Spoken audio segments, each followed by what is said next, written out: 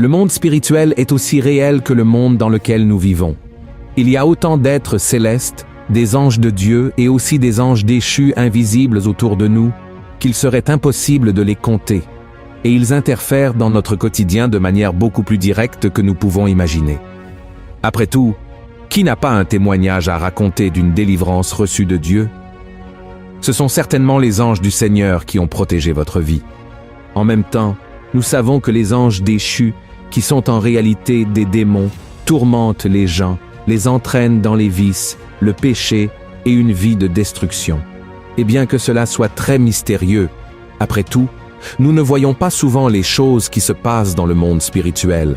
Beaucoup de gens sont curieux, souhaitent beaucoup avoir une vision ouverte, voir ce que les yeux naturels ne voient pas. Et c'est pourquoi, dans la vidéo d'aujourd'hui, nous allons comprendre un peu ce qu'est le monde spirituel. Nous allons parler de tout ce qui se passe dans le monde spirituel autour de nous et comment cela peut affecter notre vie. Et si vous souhaitez voir ce qui est dans le surnaturel, je vais vous donner ici un guide étape par étape de ce que vous devez faire. Je vais aussi vous raconter un petit témoignage de ma part d'une expérience extraordinaire qui a radicalement changé ma vie et je suis sûr que cela vous plaira beaucoup, d'accord ? Avant de commencer, je vous demande juste de vous abonner à ma chaîne, d'activer la cloche de notification pour ne manquer aucune vidéo que je posterai. Et n'oubliez pas de liker et de partager cette vidéo avec vos amis qui peuvent aussi en bénéficier. Le monde spirituel est une réalité parallèle au monde physique que nous connaissons et qui est toujours en mouvement. Il est habité par des êtres spirituels comme les anges et les démons, et il a un impact direct sur tout ce qui nous concerne, que ce soit dans les décisions que nous prenons ou dans les chemins que nous suivons. D'ailleurs, pendant que vous regardez cette vidéo maintenant, il y a une bataille spirituelle pour votre vie.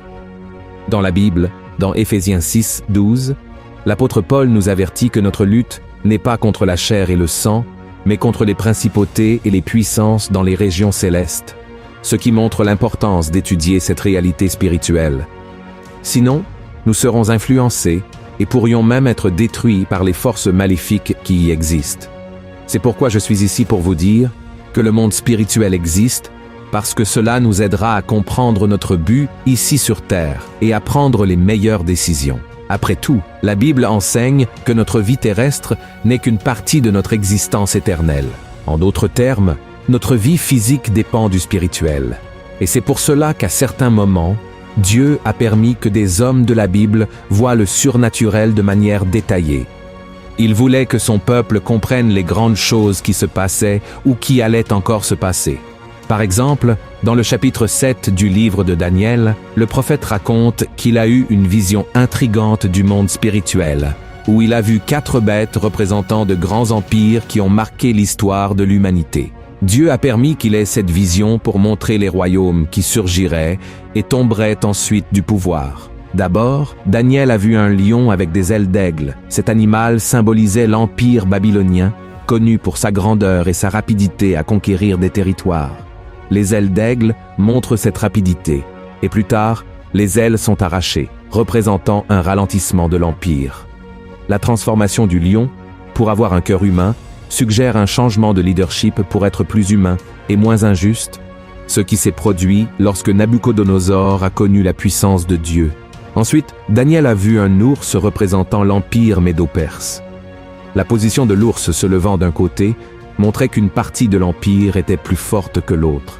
Les Perses étaient plus dominants que les Médo-Perses. Les 3 côtes dans la bouche de l'ours symbolisent les principales conquêtes ou territoires que cet empire a dévorés. Ensuite, Daniel a vu un léopard avec 4 ailes et 4 têtes. Cette bête était liée à l'empire grec, célèbre pour les rapides conquêtes d'Alexandre le Grand. Les 4 ailes et têtes représentent la vitesse impressionnante des conquêtes et la division de l'empire entre les 4 généraux d'Alexandre. Enfin, Daniel a vu une bête terrible et forte qu'il n'a pas pu distinguer ce que c'était. Cela est très courant parce que dans le monde spirituel, il existe des êtres qui n'existent pas dans notre monde. Cette bête était une représentation de l'Empire romain. Elle avait des dents de fer et 10 cornes, symbolisant la brutalité et la force avec laquelle cet empire écrasait ses adversaires. Ensuite, une petite corne surgissait et disait des choses arrogantes. On croit que cette corne n'est pas encore née et qu'elle pointe vers la naissance de l'Antéchrist. Frères, ces visions de Daniel montrent comment de grandes puissances sont apparues et ont disparu et comment ces événements ont affecté le peuple de Dieu au fil des temps.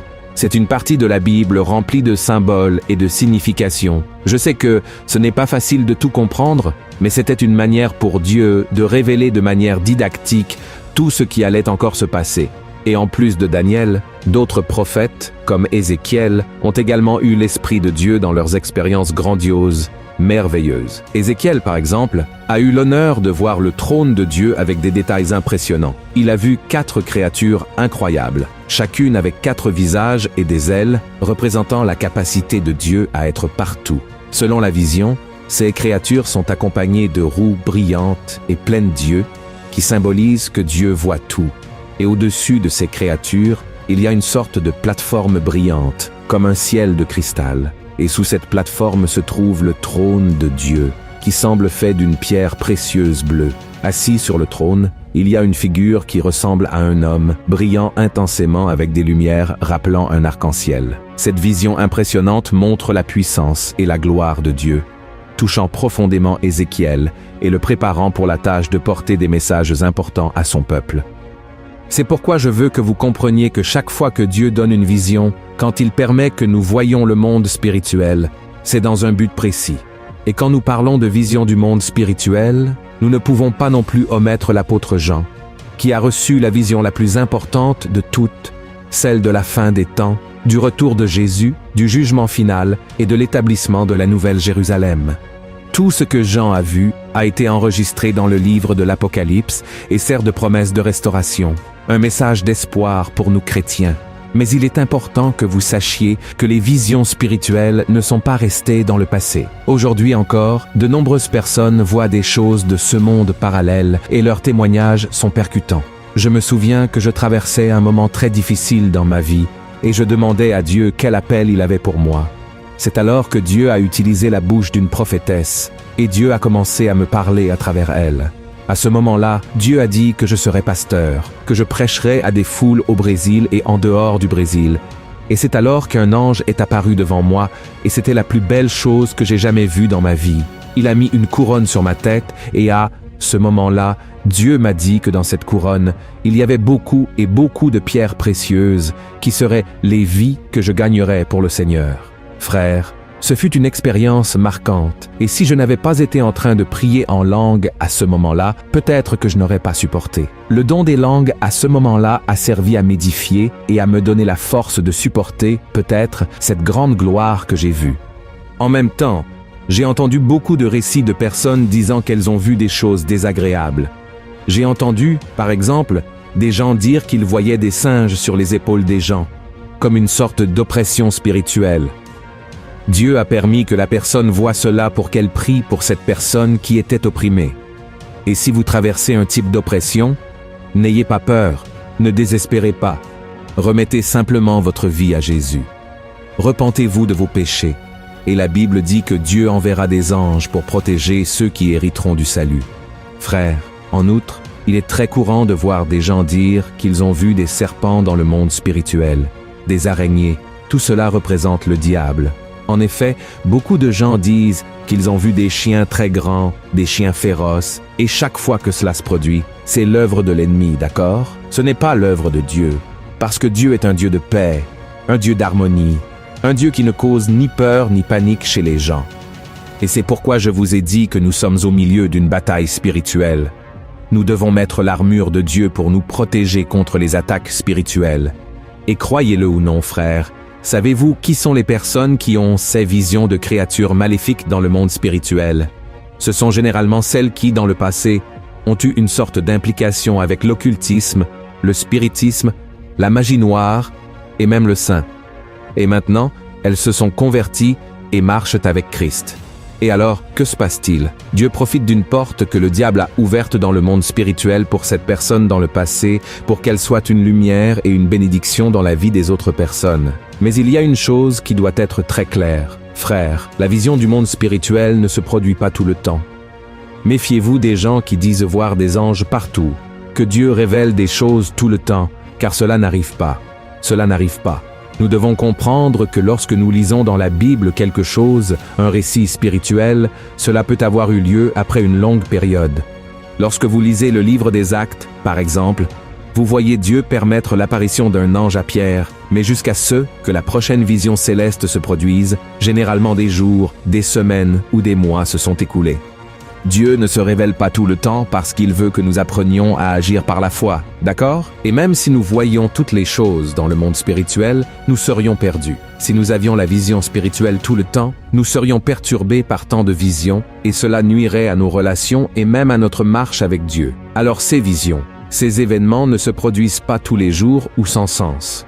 Par exemple, entre les visions du prophète Daniel et les révélations de l'Apocalypse de Jean, il s'est écoulé des centaines et des centaines d'années. Chaque vision avait un but divin spécifique, souvent quand quelque chose de très important allait se produire, une grande transformation. Donc, comme je vous l'ai dit, faites très attention aux prétendus prophètes, qui disent recevoir une vision du monde spirituel, mais souvent ne sont pas en accord avec la parole de Dieu. Restez ferme dans la parole, ne placez pas votre espoir dans ces choses, ne courez pas après les prophètes. Si Dieu veut vous parler, il enverra cette personne, il connectera votre chemin avec cette personne. Alors restez en paix, et maintenant je veux vous montrer étape par étape comment vous pouvez avoir des visions spirituelles si vous le souhaitez. La première pratique que vous devez avoir dans votre vie est de prier continuellement, prier tout le temps. La Bible raconte que Daniel a prié pendant 21 jours avant de recevoir une vision. Et vous pouvez essayer de faire la même chose. Mais votre objectif ne doit pas être seulement cela. Vous ne devez pas prier pour avoir des visions. Vous devez prier pour avoir une relation plus profonde avec Dieu et une meilleure compréhension de sa volonté. Amen. Ce que vous pouvez faire est un jeûne. Daniel a également jeûné. J'ai également fait un jeûne de 3 jours. Et je ne m'attendais pas à ce que Dieu me révèle mon appel, que je verrais cet ange. C'était merveilleux. Et je vois que c'est grâce au jeûne. Le jeûne est une forme de purification. C'est une manière de vous consacrer davantage, et cela vous aide à clarifier votre esprit, votre cœur, vous rendant plus réceptif au message du Seigneur. D'accord? Et enfin, et non des moindres, vous devez étudier la parole. Essayez de lire plus la Bible, essayez de méditer sur la parole du Seigneur, jour et nuit, et la Bible dit dans le psaume 1 que lorsque vous faites cela, vous commencez à prospérer dans tous les domaines, et Dieu commence à se révéler à vous de manière très spéciale. D'accord, frères? Et bien que je vous dise que ces visions ne se produisent pas fréquemment, je sais qu'elles se produisent au bon moment, dans le temps de Dieu. Tout cela est pour vous renforcer dans votre marche. Par exemple, vous êtes là au Gethsémani, suant du sang, souffrant énormément, et la Bible dit qu'un ange est apparu et a commencé à le réconforter. De même lorsqu'il a vaincu Satan dans le désert, alors comprenez que Dieu campe toujours les anges autour de vous. Il prend toujours soin de vous, même si vous ne le voyez pas. Comme je l'ai dit, nous, chrétiens, devons vivre par la foi.